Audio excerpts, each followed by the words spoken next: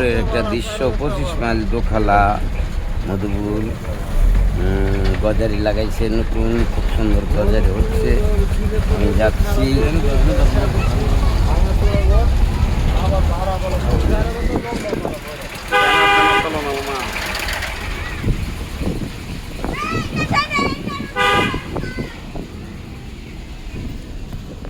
নিঝুম পাহাড়ের ভিতর দিয়ে ঢুকছি।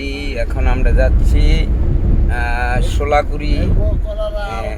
সোলাগুড়ি যে কলার আড়ত রয়েছে, কলার বাগান বাগান। তো এইখানটা যদিও কিছু উপজাতি লোকের বাড়ি, তারপরেও দেখায় দেখুন বাগান আর বাগান, কি সুন্দর হয়েছে, কল্পনাবিহীন এত সুন্দর বাতাসে। দেশের সবচেয়ে আনারস কলা বেশি ফলন হয় আমার জানা মতে। বাংলাদেশে একটা মধুপুর একটা নাম করা ফলের জন্য নাম করা একটা এলাকা। কলা গাছ সবকিছু মিলে সবকিছু, মানে মধুপুর তো একটা টাকারই জায়গা। মানে মধুপুর এখন ঢাকার চেয়েও একটা, এই যে পেঁপে বেঁধে রাখছে, অনেক বেঁধে বাড়াইতেছে টাকা। পেঁপের মধ্যে মনে রাখবেন কোনো ফরমালিন দেওয়া হয় না, শুধু একটু কাগজ দিয়ে বেঁধে একটু ধোয়া দিলেই পেকে যায়।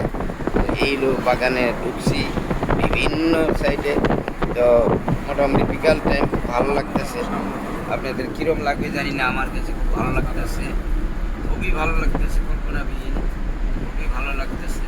কত সুন্দর, অপূর্ব রূপ, অপূর্ব অপূর্ব, মনোমুগ্ধকর মনোমুগ্ধকর। ভাই সবাই দেখতেছেন আমার এইগুলা, আশা করি সবাই ভালো লাগবে।